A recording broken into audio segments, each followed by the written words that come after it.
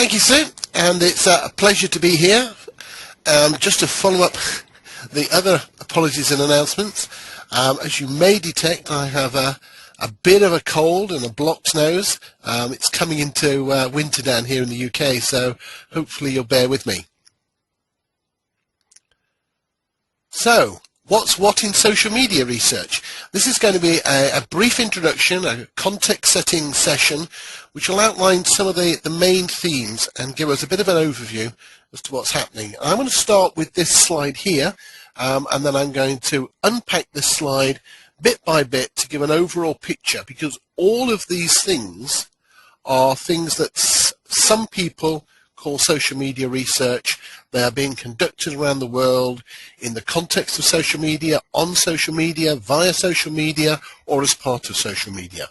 So let's do that unpacking. Listening is the new asking was something that we were told a few years ago.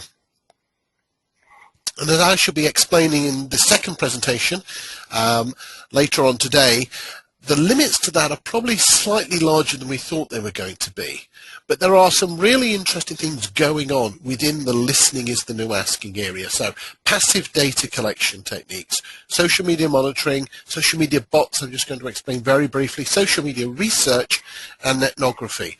Perhaps it's a little bit curious that within social media research there is a genre called social media research, and that's because there is a bit of tension within the industry about what exactly we should use the term social media research. There are some people, and Annie Pettit, who is one of the leaders in this field, for example, would take the view that social media research should really be should really be used solely for looking at naturally occurring conversations and analysing those conversations, and a form of proactive passive data collection, which is a kind of strange phrase, but which means going after that information, not just they're monitoring it, but going out, searching it with research objectives and finding things through. A lot of other people use a much broader definition of social media research. The sorts of things that people are talking about in social media listening can look at various things, but one example would be using something like Google Insights, which has got a brand new interface which has just come on board at the moment. This is the slightly older interface where we might say, okay, let's look into who has been typing what into Google. And here I'm looking at Telstra, Optus and Vodafone. I'm looking at it in the context of Australia from 2004 to the present. And it allows us to monitor the frequency of people searching for those terms. We can use it as a proxy for interest. We can see that back in 2004, Telstra were the lead telco, well ahead of anybody else. We can watch how between 2004 and 2008, Optus came through and has really tracked very closely to Telstra ever since. And then we can see Vodafone climbing really from about 2008 very slowly up a bit in 2010. So we can use these sort of listening tools to get a crude picture of what's going on. We can also use tools like search Twitter. We can use the advanced settings. So on this particular search, I said, okay, let's search Twitter for mentions of Qantas. I want to do those from only people who say they're within 15 miles of Brisbane. So I get some location within that. I get some specificity. I get some currency, and I can have a look at what those are. And there are a variety of tools that will take these and put them into a database for us. You could be using various social media tools. You could be using something like NVivo from QSR. So all of those are going to pull that data together and allow you to analyze it. These sort of tools, the Google Insights tools, are free, and they will take you so far. They will certainly let you do some social media listening. But really, if you want to do commercial social media research, you have to go further. You have to use the paid-for tools. And by paid-for, I'm talking about really 1,000 Australian dollars, 1,000 US dollars a month, $5,000, $10,000, depends on how much you want to do. But they are very much not free options. You'll hear terms like social media research, blog mining, buzz monitoring, ethnography, and web scraping. Web scraping is one of the slightly dubious sounding words. I don't think it's one that the research industry should really use. It's got fairly negative connotations. The technology is fine, but I do worry a little bit about the name. What happens with these social media tools is they really comprise two elements. The first is that you have to locate the discourse. So you'll talk about what are the search terms. And of course, life is a lot easier for you if you are Nokia, because everybody who's talking about Nokia is talking about the brand Nokia, or if you are Telstra, or if you are Centrelink, the social agency within Australia. Those are all straightforward. If on the other hand your brand is Virgin or Apple or Ford, then life is a lot harder because a lot of the mentions are not about you. And there is more to do in terms of cleaning that data. You also need to try to locate it within a specific geography, and all of those can be challenges, but there are a lot of tools out there. We're talking about the Scout Labs and the Radians and things like this that will pull that data together and create a corpus. It creates thousands, tens of thousands, hundreds of thousands, millions of words of discourse. So you need to use some form of analytics.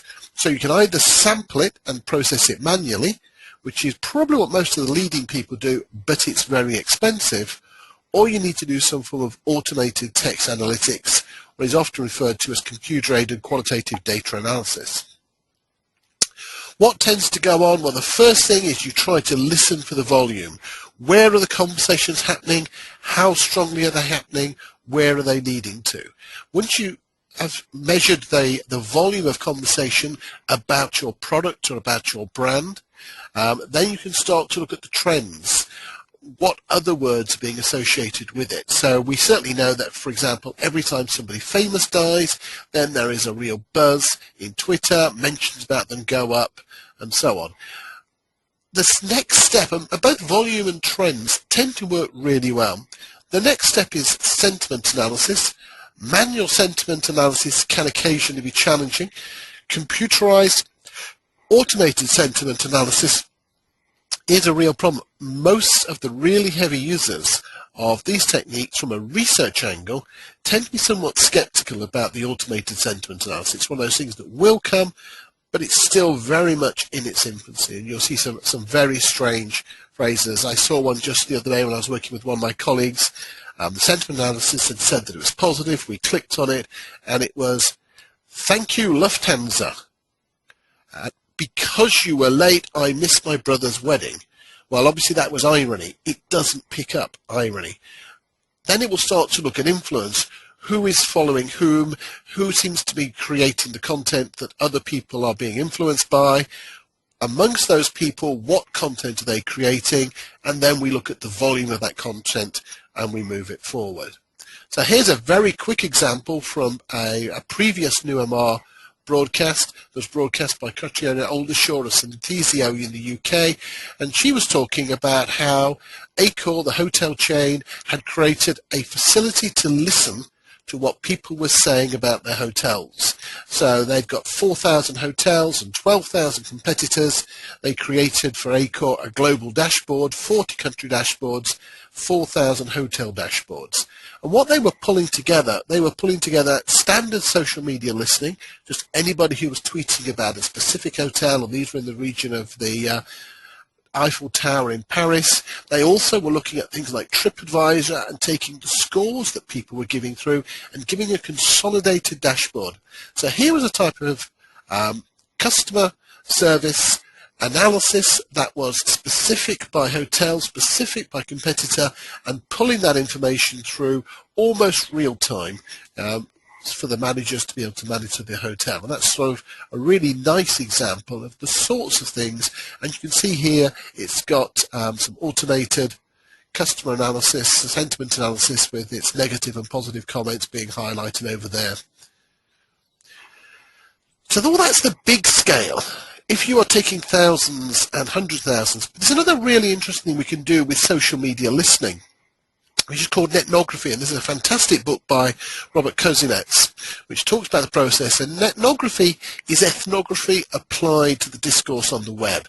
It means joining into very small discussions, following those discussions through over a period of time at the individual level.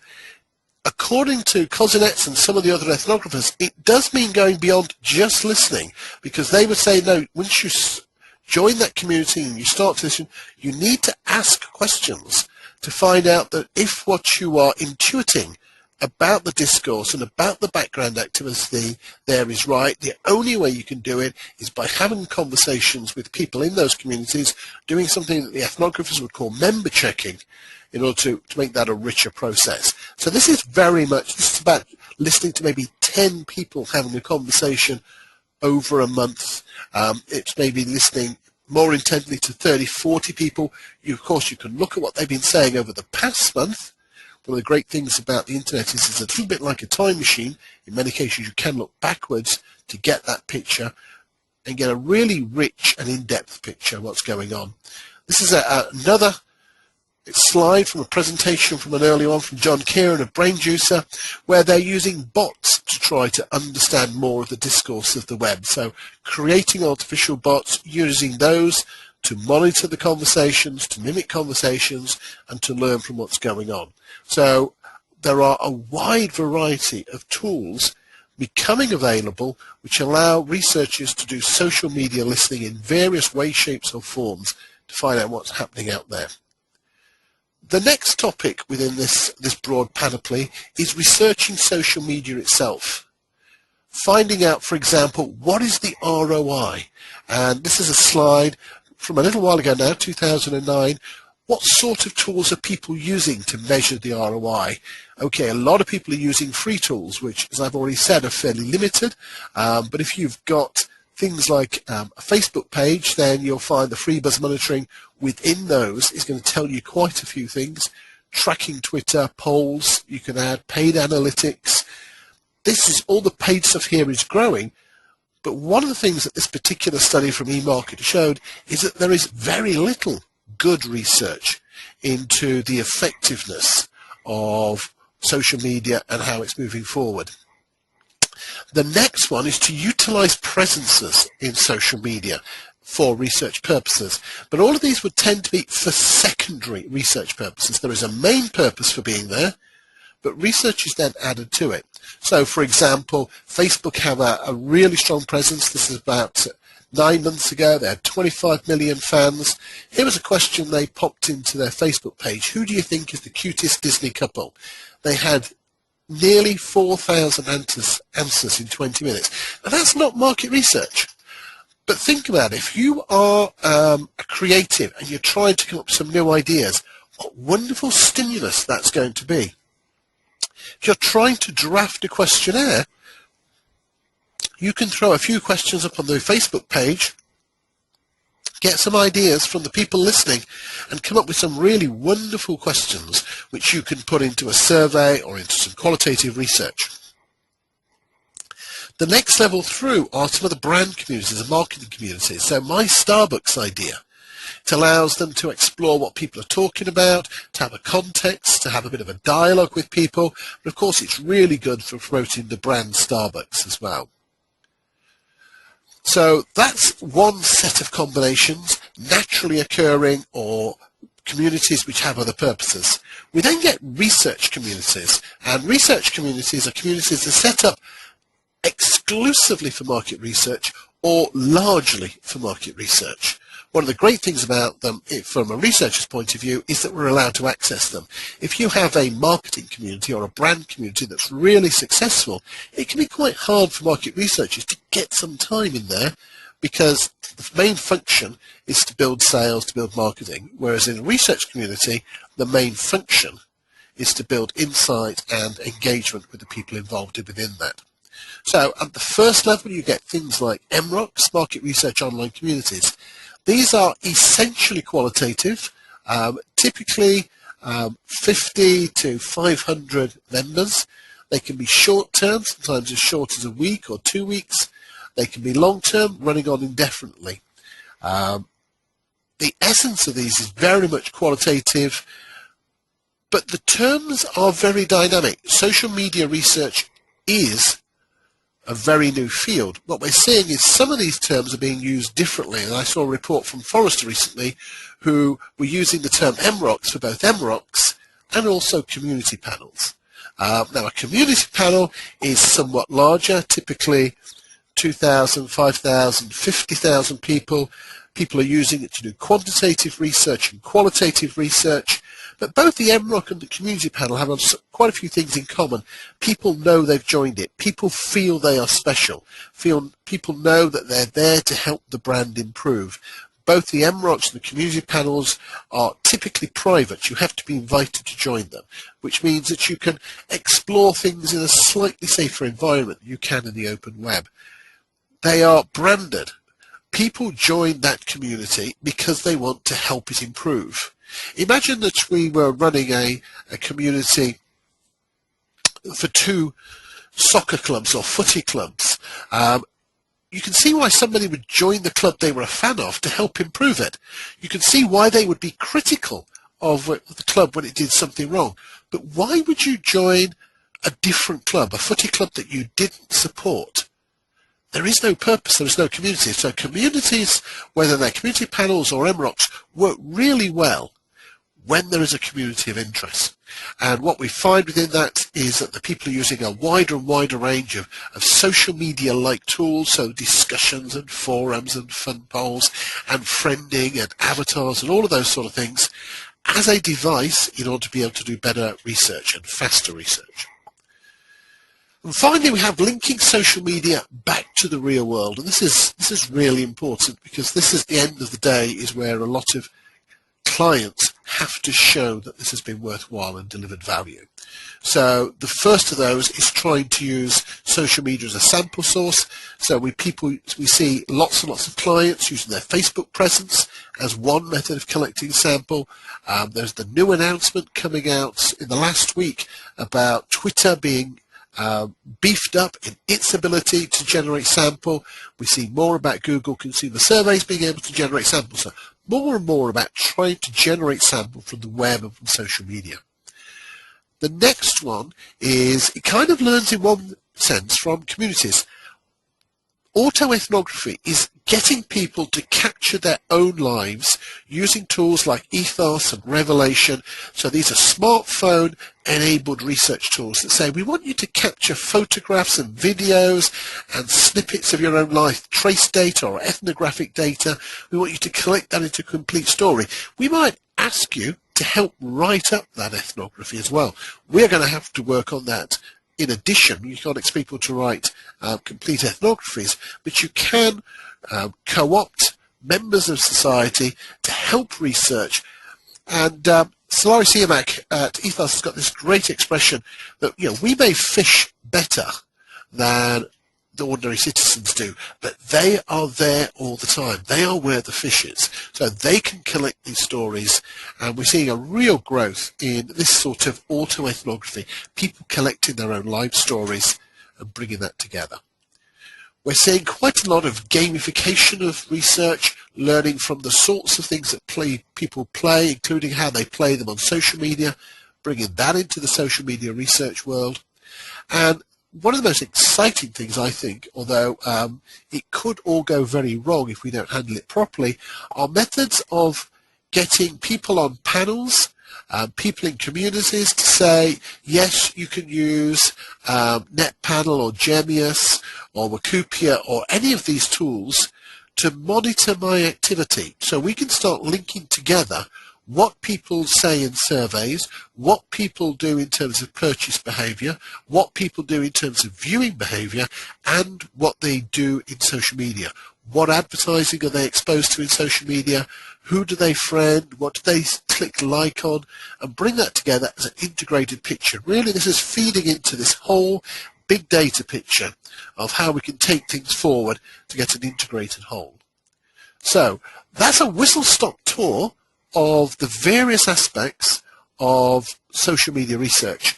I think I really do need to highlight, however, that this is raising new ethical questions, and there are not a lot of new ethical answers. It's mostly new ethical questions.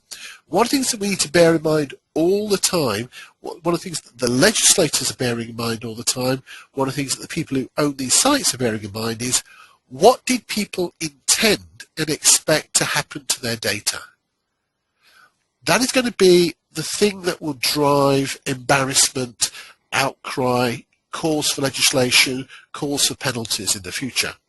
The next one is, what do the laws say? And they are ambiguous, but you've got to remember that very often you are researching across country boundaries when you do social media research. So you need to think about which laws apply and keep an eye out for when those laws change. For example, within the European Union, we've had some massive changes in terms of data secrecy, data privacy, and cookie law. Then there are guidelines. There are international guidelines from the likes of ESMA. There are specific guidelines from organisations like the AMSRS in Australia, from the MRS in the UK, from CASRO in North America. And those will give guidance to what we can and what we can't do. And the final ethical question is, when we present some findings and some recommendations, some actionable recommendations to our clients based on social media research, what confidence can those clients have in the results? If it's quantitative research, then we have a whole set of tools in standard survey research that tell us how good that ought to be. We've interviewed 1,000 people. We expect it to be on a random sampling basis. We expect it to be accurate to plus or minus 3%, 95% of the time. That is not necessarily true when we move into the world of social media. We can see some findings. We might feel that they are, really quite likely to be true, but it's very hard to put a number to it. So we need to look at some new techniques. We need to borrow probably more from the qualitative disciplines to work out how we should articulate the confidence that we can have in the results we present. So thank you very much for your time, and I look forward to any questions.